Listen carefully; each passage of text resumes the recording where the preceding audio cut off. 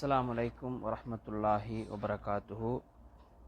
இன்னல் ஹம்தலில்லாஹ் நஹ்மதுஹு வனஸ்தஈனுஹு வனஸ்தக்ஃபிருஹ் வனஊது பில்லாஹி மின் ஷுரூரி அன்ஃபுஸினா வமின் ஸய்யிஆத்தி அஅமாலினா மை யஹ்திஹில்லாஹு ஃபலா முதில்ல லஹு வமை யுத்லில்ஹு ஃபலா ஹாதிய லஹு வஅஷ்ஹது அன் லா இலாஹா இல்லல்லாஹு வஹ்தஹு லா ஷரீக லஹு வஅஷ்ஹது அன்ன முஹம்மதன் அப்துஹு வ ரசூலுஹு அம்மா பஅத். கண்ணியத்துக்குரிய அன்பார்ந்த இஸ்லாமிய சகோதரர்களே, எமது வாராந்த மார்க்க விளக்க வகுப்பில் இன்றைய தினம் நாம் ஏற்கனவே கடந்த காலங்களில் நடத்தி வந்த ஜுஸு அம்மக்கான அந்த விளக்க தொடரில் நாம் சூரத்து ஜில்சால் வரைக்கும் பார்த்திருக்கிறோம்.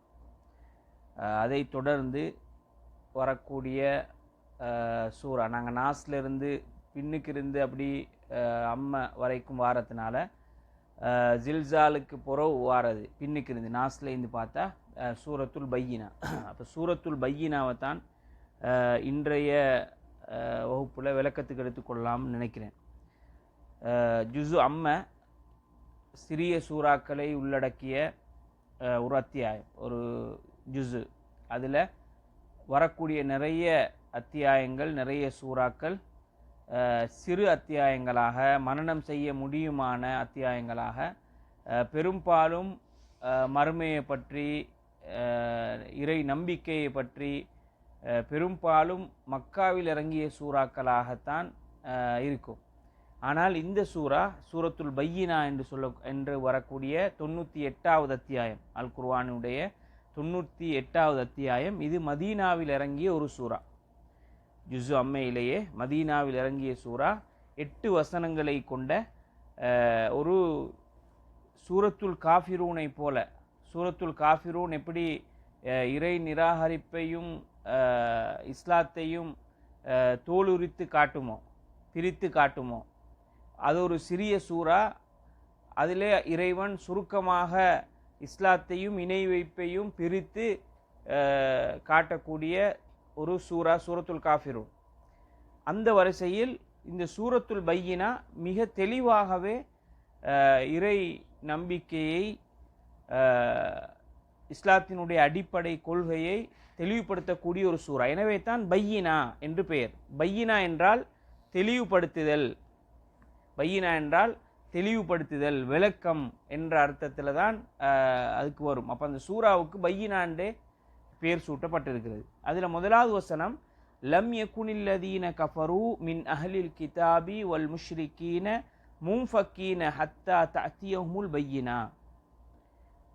இறை நிராகரிப்பாளர்கள், வேதம் கொடுக்கப்பட்டவர்களில் இறை நிராகரிப்பாளர்கள், அதே போல சிலை வணங்கக்கூடிய இணை வைப்பவர்கள், இவர்கள் அவர்களுக்கு தெளிவான அந்த வேதம், தெளிவான இறைவனிடமிருந்து அந்த கட்டளை வரும் வரைக்கும் அவர்கள் அந்த இறை நிராகரிப்பை விட்டும் நீங்காமல் அதிலேயே இருக்கிறார்கள்.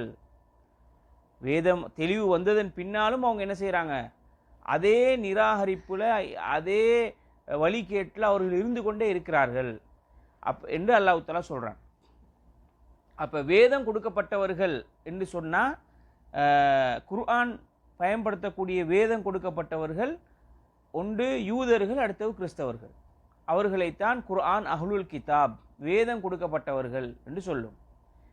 அந்த வேதம் கொடுக்கப்பட்டவர்கள் அந்த நபிமார்கள் வாழ்ந்த காலத்தில் வேண்டுமானால் அவர்கள் முஸ்லீமாக அல்லாஹ் கூறக்கூடிய அந்த வழிகாட்டுதலில் இருந்தாலும், அந்த நபிமார்களுக்கு பின்னால் அவர்களுக்கு வழங்கப்பட்ட வேதத்தையே மாற்றி அதிலே திரிவு செய்து அதிலே கூட்டி குறைத்து அவர்கள் இஸ்லாத்தை விட்டு வெளியேறி விட்டார்கள். எனவே அல்லாஹ் தஆலா சொல்றான், லம் யகுனில்லதீன கஃபரு மின் அஹ்லில் கிதாப், வேதம் கொடுக்கப்பட்டவர்களில் காஃபிரானவர்கள் என்று அல்லாஹ் தஆலா சொல்றான். வேதம் கொடுக்கப்பட்டவர்கள் காஃபிர்கள் என்று மிக தெளிவாக இந்த சூரத்துல் பையினால அல்லாஹ் தஆலா சொல்றான். அப்ப வேதம் அவங்களுக்கு கொடுக்கப்பட்டுச்சு, ஆனா அவங்க காஃபிர் ஆயிட்டாங்க. வேதம் கொடுக்கப்பட்டு அவங்க நபி இருந்த நேரம், மூசா நபியுடைய காலத்தில் அவர்கள் யூதர்கள், அவர்கள் என்னது அந்த இறை நம்பிக்கையில் இருந்திருப்பாங்க.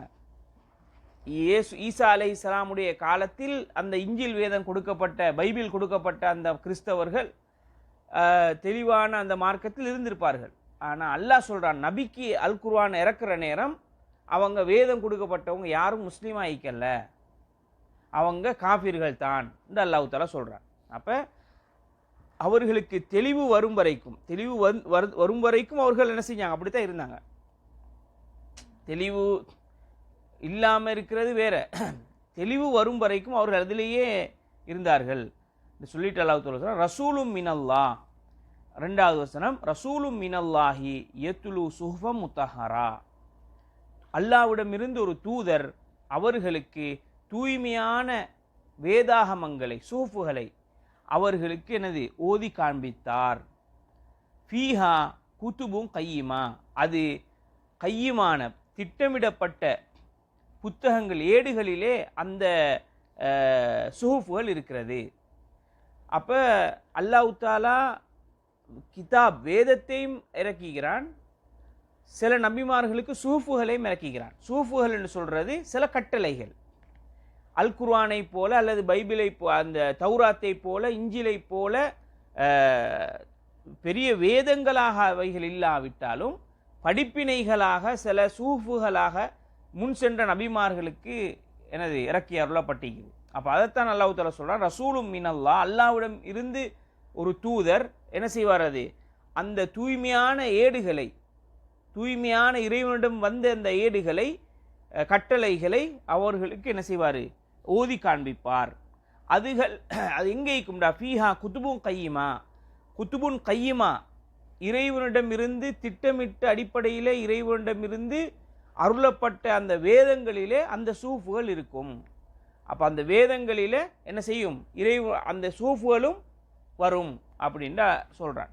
சொல்லிட்டு சொல்கிறான், ஒமா தஃபர்ரகல்லதீன ஊத்துல் கிதாப இல்லா மிம்பாதி மா ஜாஅத்துஹுமுல் பையினா, ஒமா தஃபர்ரகல்லதீன ஊத்துல் கிதாப், வேதம் கொடுக்கப்பட்டவர்கள் அவர்களுக்கு தெளிவான வழிகாட்டுதல் அத்தாட்சி வந்ததன் பின்னாலே தவிர அவர்கள் பிரிந்து போகவில்லை. அவர்கள் எப்போ பிரிஞ்சு போகிறாங்கண்டா, இஸ்லாத்தை விட்டு மார்க்கத்தை விட்டு, அவங்களுக்கு தெளிவு வந்ததன் பின்னால் தான் பிரிஞ்சு போகிறாங்க. பிற்காலத்தில் முகமது நபின்ற ஒருத்தர் வருவாருன்றது அவங்களோட வேதத்தில் குறிப்பிடப்பட்டிருக்குது, அவங்களோட வேதத்தில் மிக தெளிவாக சொல்லப்பட்டிருக்குது. அந்த தெளிவு வந்ததன் பின்னால் தான் அவங்க என்ன செஞ்சாங்க, பிரிஞ்சு போயிட்டாங்க.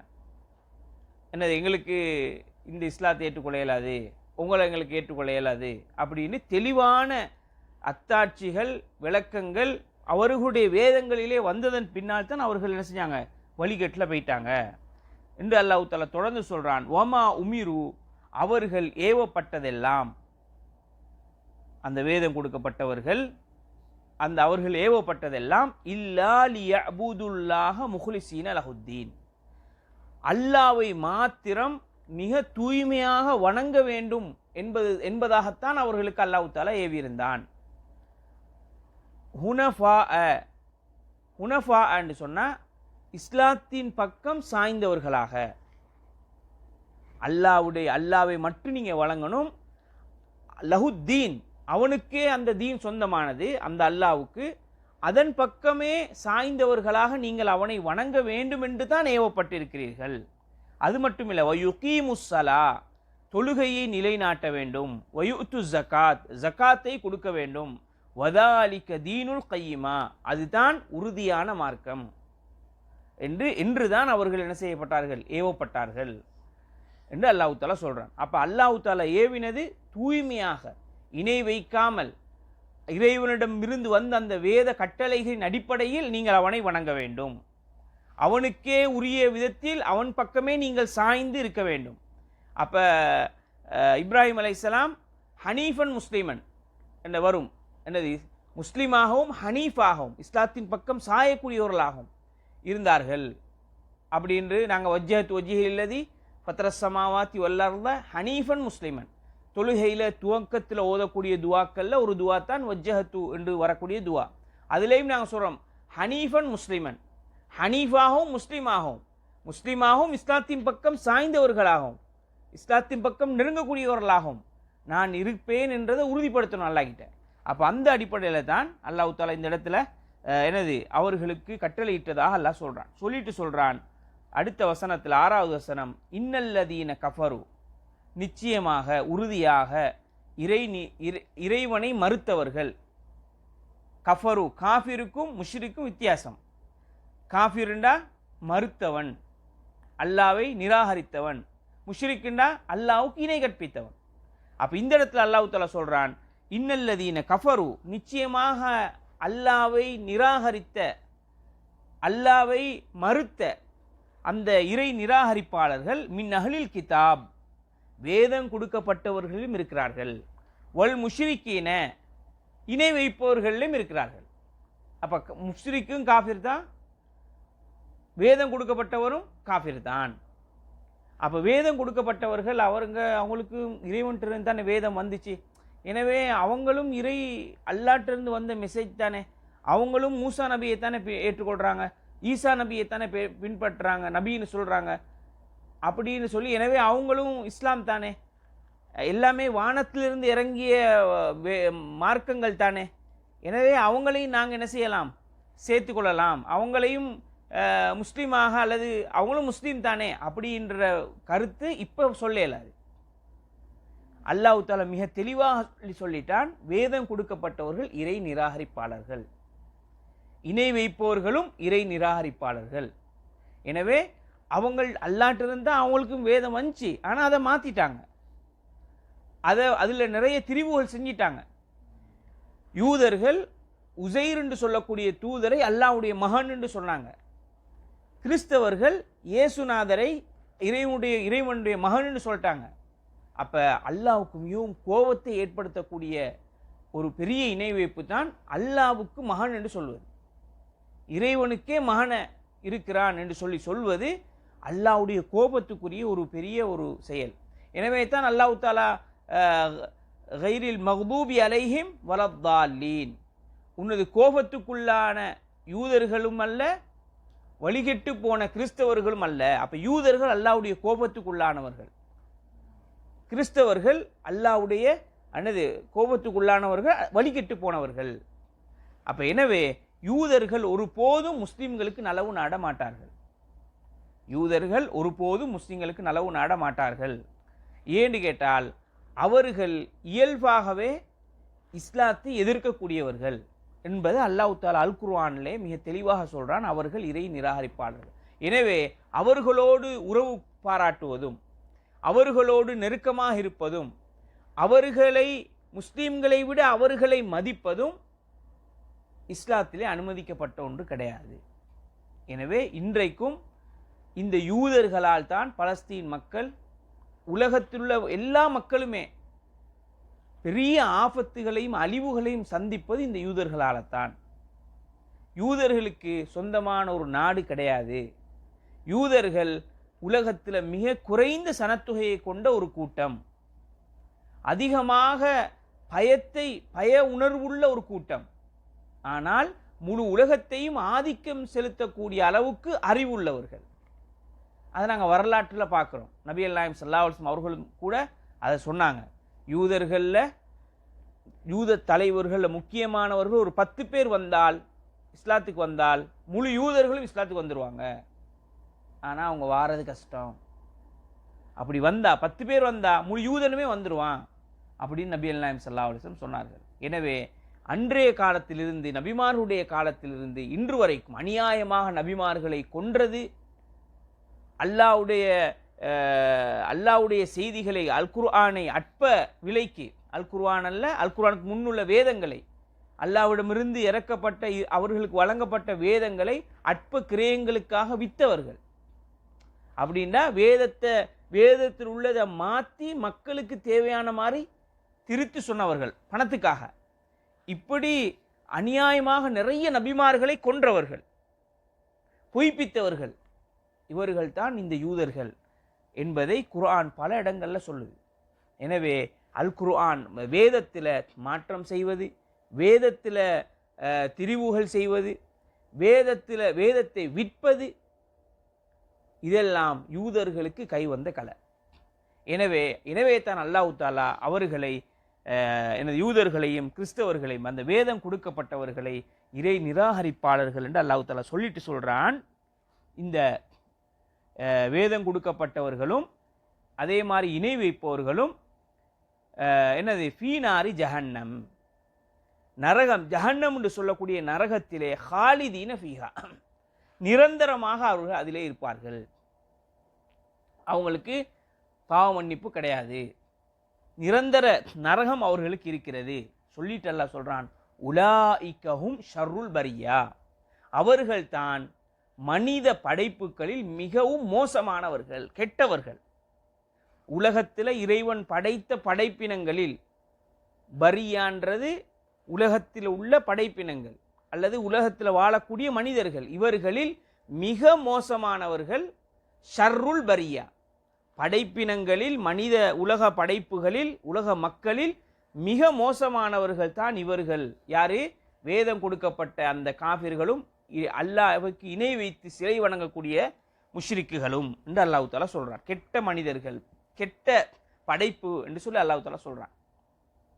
உலகத்தில் படைக்கப்பட்ட மிருகங்கள், பறவைகள், மீனினங்கள், ஏனைய எல்லா படைப்புகள்லையுமே கெட்ட படைப்பு யாருன்னு கேட்டால் மனிதர்களில் அல்லாஹ்வை இணை வைக்கக்கூடியவர்கள், மனிதர்களில் இறைவனை நிராகரிக்கக்கூடியவர்கள், காஃபிர்கள். இவர்கள் மோசமான கெட்ட படைப்பாக அல்லாஹ் தஆலா சொல்கிறான்.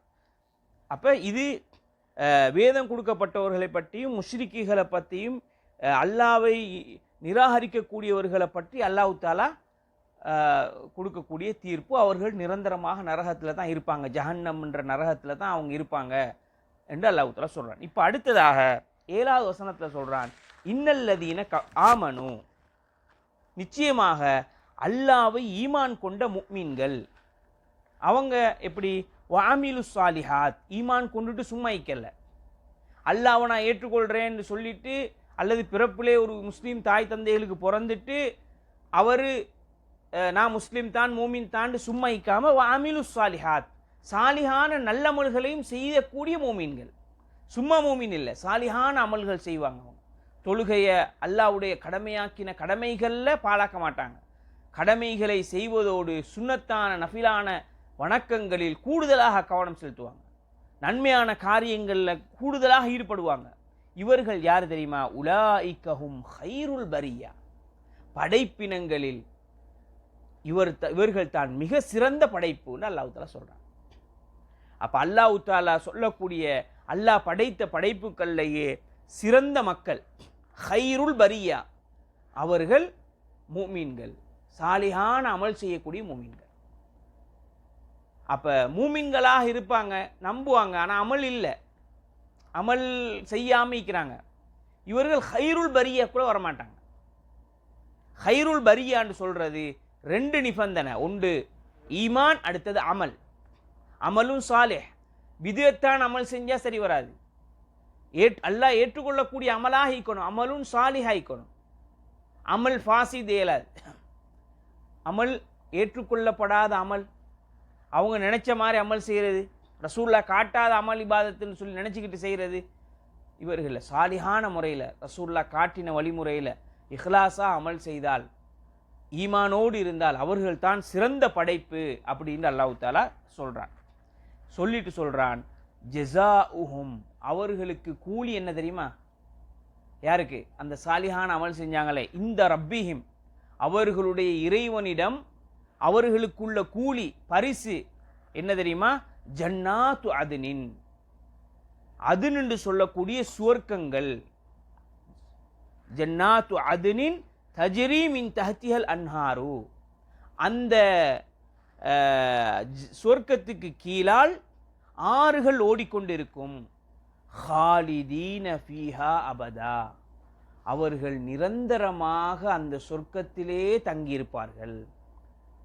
யாரு? இந்த மூமின்கள், சாலிஹான் அமல் செய்கிறவங்களுக்கு அல்லாஹ் தஆலா கொடுக்கக்கூடிய பரிசு. அவங்க நிரந்தரமாக சொர்க்கத்தில் இருப்பாங்க, சொர்க்கம் அவங்களுக்கு நிரந்தரம். எப்படி ஏற்கனவே காபிர்களை பற்றி சொல்லக்கொள்ள நரகம் நிரந்தரம்னு சொன்னானோ, ஜஹன்னத்தில் தான் இருப்பாங்கன்னானோ, அதே மாதிரி மூமின்களை பற்றி சொல்லக்கொள்ள அல்லாஹ் தஆலா சொல்கிறான், ஹைருல் பரியாவை பற்றி சொல்லக்கொள்ள அவர்கள் அவர்களுக்கு ஜன்னாத்து அதுன் உயர்ந்த சொர்க்கங்கள் அவர்களுக்கு வழங்கப்படும். அந்த சொர்க்கங்களுக்கு கீழால் ஆறுகள் ஓடிக்கொண்டிருக்கும், அதிலே அவர்கள் நிரந்தரமாக இருப்பார்கள். அப்போ அல்லாஹ் தஆலா வழங்கக்கூடிய சொர்க்கம் ஒவ்வொன்றும் ஒவ்வொரு வகையான அந்தஸ்துக்குரியதாக இருக்கும். நபிகள் நாயகம் ஸல்லல்லாஹு அலைஹி வஸல்லம் சொன்னாங்க, மாலா ஐனுன் ரஅத் வலா உதுனுன் சமிஅத் வலா ஹதர் அலா கல்பி பஷர். எந்த கண்ணும் கண்டிராத, எந்த காதும் கேட்டிராத, எந்த உள்ளத்தாலும் சிந்தித்து உணர முடியாத இன்பங்களை அல்லாஹ் சொர்க்கத்தில் வச்சுக்கிறான். எனவே அப்படியான சொர்க்கத்தில் அந்த யார் ஹைருல் பரியா என்று சொல்லக்கூடிய மூமீன்கள், சாலிஹான அமல் செய்யக்கூடியவர்கள் இருப்பார்கள் என்று அல்லாஹ் தஆலா சொல்றான். சொல்லிட்டு சொல்றான், ரதியல்லாஹு அன்ஹும், அவர்களை அல்லாஹ் பொருந்தி கொண்டான். அந்த சாலிஹான அமல் செஞ்ச மூமீன்களை அல்லாஹ் பொருந்தி கொண்டான். வரது அன்ஹு, ரதியல்லாஹு அன்ஹும் வரது அன்ஹு, அவர்களும் அவனை பொருந்தி கொண்டார்கள். அல்லாஹ்வும் அவர்களை பொருந்தி கொண்டான், அவர்களும் அந்த அல்லாஹ்வை பொருந்தி கொண்டார்கள், அல்லாஹ்வை திருப்திப்பட்டார்கள். ذَلِكَ, இந்த பாக்கியம் யாருக்கு கிடைக்கும்டா? லிமன் ஹஷிய ரப்ப, யார் அந்த அவனுடைய இரட்சகனை அஞ்சி பயந்து வாழ்கிறானோ அவனுக்குத்தான் இந்த பாக்கியம் கிடைக்கும் என்று அல்லாஹ் முடிக்கிறான். அப்ப இந்த சூரா 8 வசனங்களை கொண்ட ஒரு சூறாவாக இருந்தாலும் முக்கியமான அந்த 2 வஹதைனாஹுன் நஜிதைன் அல்லாஹ் தஆலா சொல்றானே சூரத்துல் பலதுல, உங்களுக்கு 2 வழியை காட்டுவோம், நீங்க தான் தெரிவு செஞ்சுக்கொள்ளணும். ஒன்று நேரானது, அடுத்தது வழிகெட்டு என்னது கோணலான வழி. நீங்கள் நேரான வழியை பின்பற்றினா உங்களுக்கு சொர்க்கம், கோணலான வழியை பின்பற்றி போனால் உங்களுக்கு நரகம். அதை இந்த சூரத்துல் பையினால் அல்லாஹ் தஆலா தெளிவுபடுத்தியே சொல்லிட்டான். நீங்கள் இணை வைக்கக்கூடிய அல்லது வேதம் கொடுக்கப்பட்ட காஃபிர்களாக இருந்தால், இந்த 2 தானே உலகத்தில் இருக்கிறாங்க. ஒன்று வேதம் கொடுக்கப்பட்டு காஃபிரானவர்கள், அடுத்தவர்கள் இணை வைத்து காஃபிரானவர்கள். அப்போ வேதம் கொடுக்கப்பட்டவர்களும் இணை வைத்து கொண்டு இருக்கிறாங்க. வேதம் கொடுக்கப்பட்டு காஃபிராக போனாங்க இருக்கிறாங்க, இணை வைக்காமல் காஃபிரா போனவங்களும் இருக்கிறாங்க. வேதம் கொடுக்கப்பட்டுட்டும் இணை வச்சவங்களும் இருக்கிறாங்க. இப்போ கிறிஸ்தவர்கள் வேதமும் கொடுக்கப்பட்டுட்டு இணையும் வைக்கிறாங்க. எப்படி இணை வைக்கிறாங்க? அல்லாஹ்வுக்கு இணையாக இயேசுநாதரை கொண்டிருக்கிறாங்க. வேதம் கொடுக்கப்பட்டுச்சு, வேதம் சொல்லி பின்பற்றிட்டு போனாங்க, வேதத்தில் நிறைய மாற்றங்கள் செஞ்சாங்க, அதிலே காஃபிர் தான் அவங்க, ஆனாலும் இணையும் வைக்கிறாங்க. அதே மாதிரி வேதம் கொடுக்கப்படாத மக்கள் இருக்கிறாங்க, அவங்களுக்கு இறை வேதமெல்லாம் வந்ததாக அவங்களுக்கு தெரியாது, ஆனால் அவங்க சிலைகளை, கல்லுகளை, மண்ணுகளை, மனிதர்களை வணங்குறாங்க, அவங்க இணை வைப்பவங்க. அப்போ அவர்களுக்குரிய நிலைமை என்ன, அவருடைய இறுதி முடிவு என்னன்றதையும் அல்லாஹ் தஆலா இந்த சூறால விளங்கப்படுத்துகிறான். அதே மாதிரி அல்லாஹ்வை மாத்திரம் நம்பி அல்லாஹ்வுக்கு மாத்திரம் அமல் செய்யக்கூடிய அந்த முஃமின்களுக்குரிய நிலைமை எப்படி, மறுமையில் அவனோட முடிவு என்ன என்பதை அல்லாஹ் தஆலா சொல்கிறான். அப்போ இந்த இடத்துல இந்த சூறா இறங்குறது யாருக்கு? சஹாபாக்களுக்கு, சஹாபாக்களுக்கு தான் இந்த செய்தி இறங்குது, நபிகள் நாயகத்துக்கு இறங்குது, அந்த சமூகத்துக்கு தான் சொல்கிறாங்க. அப்போ அல்லாஹ் தஆலா அல்லாஹ்வை பொருந்தி கொண்டவர்கள், அல்லாஹ்வும் அவர்களை பொருந்தி கொண்டான் இந்த நபித்தோழர்களை பார்த்து, நபித்தோழர்களுக்கு தான் அல்லாஹ் தஆலா சொல்கிறான் இந்த நற்செய்தியை. அப்போ இந்த மாதிரி அமல், சாலிஹான அமலும் ஈமானும் இருந்தால் எங்களையும் அல்லாஹ் பொருந்தி கொள்வான், நாங்களும் அல்லாஹ்வை பொருந்தி கொள்ள வேண்டும். அல்லாஹ் முதலாவது நாங்கள் என்ன செய்யணும்? அல்லாஹ்வுடைய விதியை, அல்லாஹ் எங்களுக்கு நிர்ணயித்திருக்கக்கூடிய கதா கதிரை நாங்கள் பொருந்தி கொள்ளணும். அப்போ தான் நாங்கள் அல்லாஹ்வை பொருந்தி கொண்டதாக ஆகும். அல்லாஹ்வை பற்றிய நல்லெண்ணம் இருக்கணும் ஒரு மூமினுக்கு. அல்லாஹ்வை பற்றி ஒரு நல்லெண்ணம் இல்லாமல் அல்லாஹ்வை பொருந்தி கொண்டதாக ஆகாது. அல்லாஹ் தந்ததை பொருந்தி கொள்ள வேண்டும். இன்னொருவரிடம் ஒப்பிட்டு, மற்றவர்களோடு ஒப்பிட்டு பார்த்து நாங்கள் எங்களையே குறைத்து மதிப்பிட்டு அல்லாஹ் எங்களுக்கு விதிச்சத்தில் நாங்கள் என்ன செய்கிறோம்? பொருந்தி கொள்ளாத ஒரு நிலையில் இருந்தால் நாங்கள் அல்லாஹ்வை பொருந்தி கொள்ளலை. ஏன்னு கேட்டால் நாங்கள் எப்பயுமே என்ன செய்கிறோம்? எப்பயுமே எங்களுக்கு எங்களோட அழகை, எங்களோட படை கோலத்தை சில நேரம் நாங்கள் என்ன சொல்கிறோம், எனக்கு பாருங்களேன் அவர் எவ்வளோ அழகாய்க்கிறாங்க, அவங்களுக்கு எவ்வளோ இதெல்லாம் கொடுத்து என்னைய பாருங்கள் எனக்கு இப்படி தன்னையா இறைவன் படைச்சான், உங்களுக்கு என்ன எந்த மாதிரி உங்களோட உருவம் அமைப்பு இருக்கணும், நீங்கள் என்ன கலரில் இருக்கணும், நீங்கள் என்ன தோற்றத்தை இருக்கணும், உங்களோட ஒசரம் எப்படி இருக்கணுன்றது அல்லாஹ் படைத்த விதி. அதை நாங்கள் பொருந்தி கொள்ளணும். அதுதான் மூமீன், அதுதான் ஈமான்.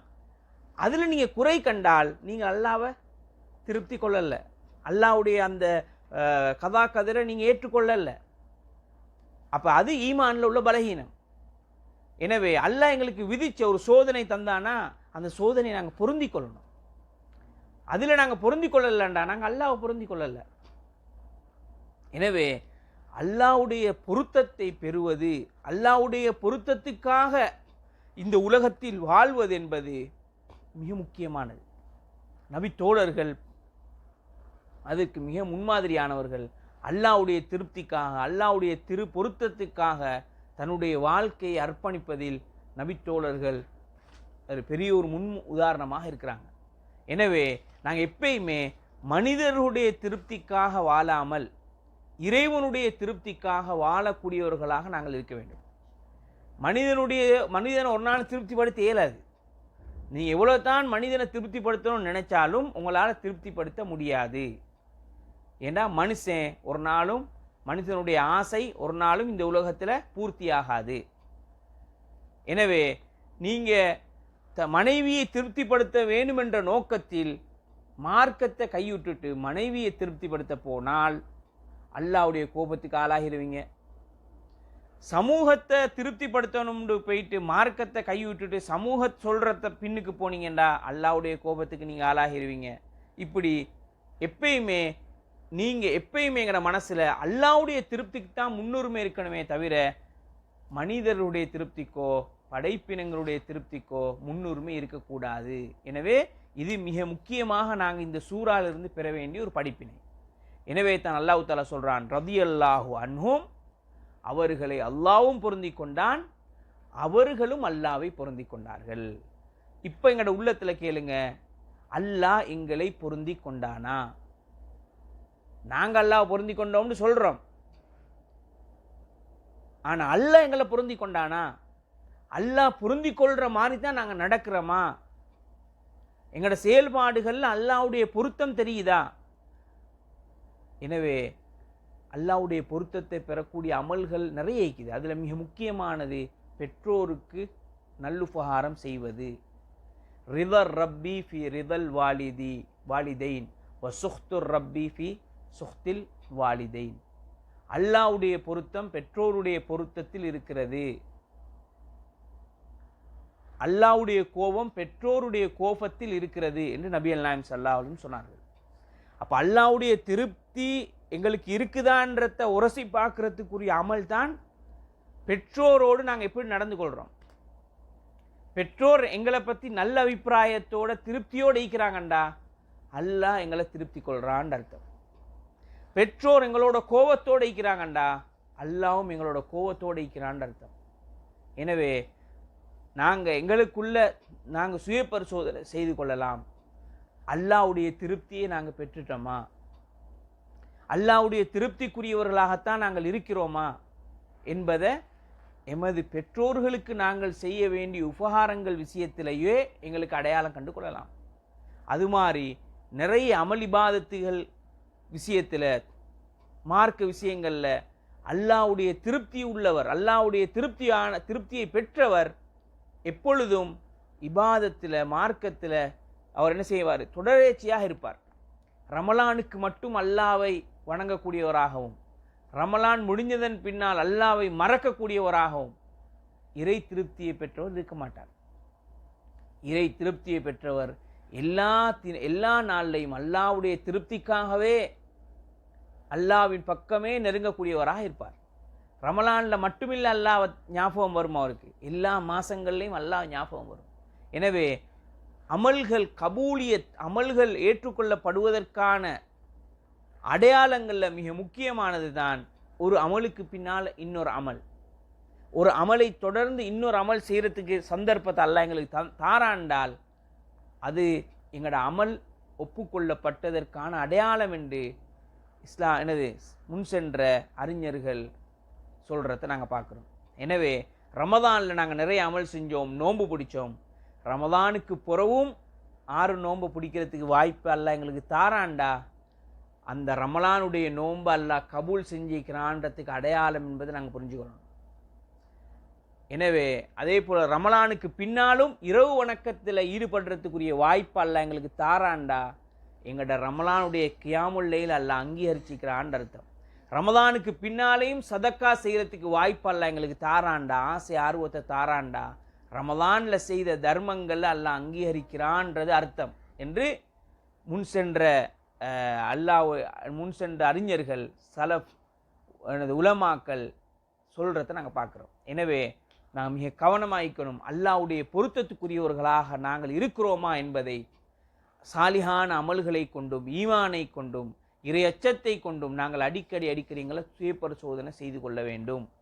அதே போல் எங்களோட சந்ததிகளை, எமது பிள்ளைகளை, எமது குடும்பத்தையும் அந்த வழியில் அல்லாஹ்வுடைய பொருத்தத்துக்குரியவர்களாக உருவாக்குவதிலையும் நாங்கள் கவனம் செலுத்த வேண்டும் என்பதில் நாங்கள் மிக கவனமாக இருக்கணும். ஏனென்றால் சந்ததிகள் எங்களுக்கு அமானிதமாக வழங்கப்பட்டிருக்கிறார்கள். எனவே அவர்களுக்காக அல்லாஹ்விடம் பிரார்த்திப்பதும் அவர்களுக்கு வழிகாட்டுவதும் அவர்களை அந்த நேர்வழியின் பக்கம் அவர்களை எடுப்பதும் அல்லாஹ் எங்களுக்கு தந்திருக்கக்கூடிய அமானிதம் என்பதை நாங்கள் மறந்துடக்கூடாது. எனவே இந்த 8 வசனங்களை கொண்ட இந்த சூறாவை நாங்கள் மனனமிடுவதோடு அதனுடைய தர்ஜமாக்களை அர்த்தங்களை விளங்கி அதனுடைய விளக்கங்களை விளங்கி நாங்கள் தொழுகின்ற பொழுது தொழுகையிலே தக்பீர் கட்டி இந்த சூறாவுடைய அர்த்தம் விளங்குகிற நிலையில் நாங்கள் எங்களை மாற்றிக்கொள்வது தான் இந்த வகுப்பினுடைய நோக்கம். சிறு சிறு சூறாக்கள் உடைய அர்த்தங்களை விளங்கி தொழுகின்ற பொழுது அந்த சூறாக்கள் ஓதப்படுகின்ற பொழுது அதனுடைய அர்த்தம் எங்களுடைய உள்ளத்துக்கு வர வேண்டும். அந்த ஒரு நோக்கத்தில் தான் இந்த அல் குர்ஆன் விளக்க வகுப்பு சில சூறாக்கள் ஜுஸ் அம்மையிலே நடத்தப்பட்டு கொண்டு வருகிறது. எனவே அல்லாஹ் தஆலா அனைவருக்கும் அவனுடைய பொருத்தத்தை பெற்ற உண்மையான முஃமின்களாக வாழ்ந்து மரணிப்பதற்கு அல்லாஹ் தஆலா அனைவருக்கும் தௌஃபீக் செய்வானாக. வ ஆஹிரு தஅவானா அல்ஹம்துலில்லாஹி ரப்பில் ஆலமீன்.